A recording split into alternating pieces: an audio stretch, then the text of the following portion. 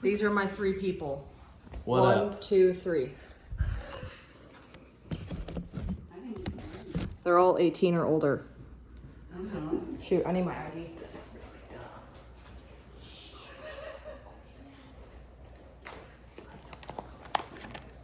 That's my student ID. That's me.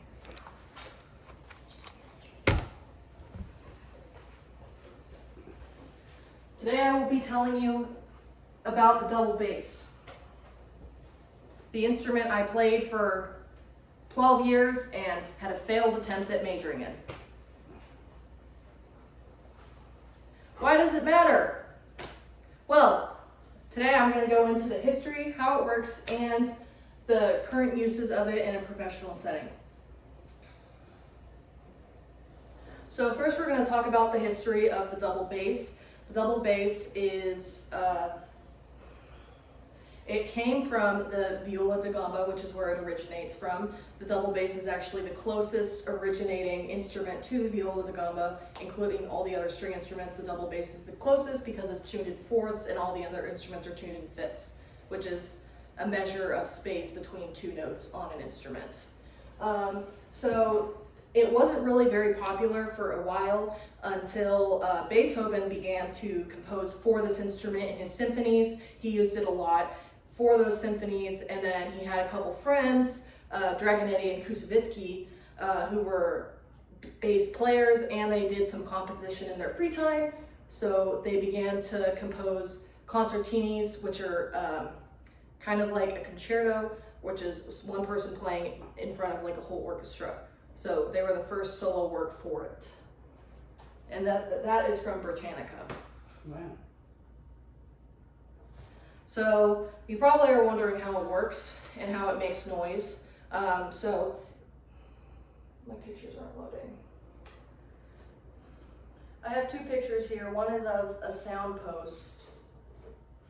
So there's a little wooden thing inside of that instrument, and it's a little tiny piece of cylindrical piece of wood that's inside that kind of holds the bridge up. That's the big wooden thing that holds all the strings, but that holds that up, and that kind of helps with the vibrations that go on inside the instrument. It also has to do with the oscillations of air, which I learned in my physics of sound and harmony class. So whenever little tiny air molecules are disrupted, like when a bass or any sort of string instrument is plucked or bowed, the strings vibrate, which leads to the oscillation of air outside of it, and then that's how sound waves travel because of that. So that's kind of how it makes noise, as well as when you're plucking it, it vibrates the string, which starts that. Or if you're using a bow, the bow has this thing called rosin that you put on it, which is a sticky kind of sap substance. And on that sap substance, it makes it grip the string so that it constantly is vibrating when you're pulling the string along with the bow. How do you adjust for sound? What? How do you adjust for sound? If you're adjusting for sounds, you're going to play quieter or you're going to play louder. And how you do that is if you're plucking, you're going to pull harder to make it louder. And if it's you want it to be quieter, then you pull like gentlier, softer for it to be quieter. And how do you tune it? For tuning the strings, there's a certain length and tension that is required for them, and in order for it to be in tune, you have to adjust the tension. So you turn the pegs up or you turn the pegs down in order to adjust for that tension to bring it to a certain pitch, because the more tense a thing is, then the higher pitch it'll sound. The less tension, the lower it'll sound. Do you use a device to tune it? No, there's just pegs on the top and you use your hand to turn them. So you tune it through your ear or through a... You can use a tuner. Most of the time for basses we tune in harmonics, which is fancy on how the string vibrates, but that's different. But so what do we do with it now? There are many uses for the bass, and most of these I got from the New World Encyclopedia, which includes jazz, bluegrass, pop music, classical music, and overall just as a rhythmic instrument. So the bass isn't really known for these like long drawn out like solo passages or like super anything. It's just kind of used as a rhythmic instrument to keep a beat going, which is why people call it the foundation of the orchestra.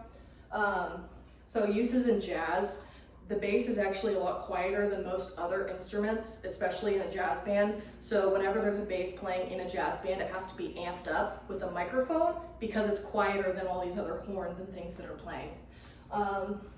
Bluegrass, that's also kind of goes with jazz. It does have to be amped up as well. There's just different surrounding instruments. Pop music, most people when they're using pop music, they will play with a bass guitar because it's easier to just plug into an amp to use, as well as it's easier to transport around and use for those types of things. Classical, just kind of how it is, but you will see here, instead of just one bass being amped like it is in jazz, there's like six basses there. Yep, there's 6 basses there because that's how they get a better sound, because they're all playing together, which then they have to tune together and everything like that to get it to be really in tune.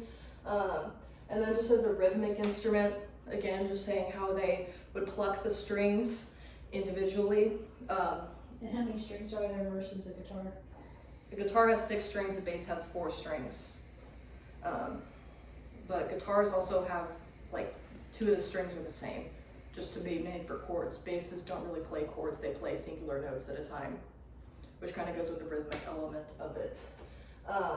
But in conclusion, I have shown you guys how the bass was made and developed, the history of it, how it's used, as well as how it works and how you're able to And then play Portland says you can't have a orchestra without a bass.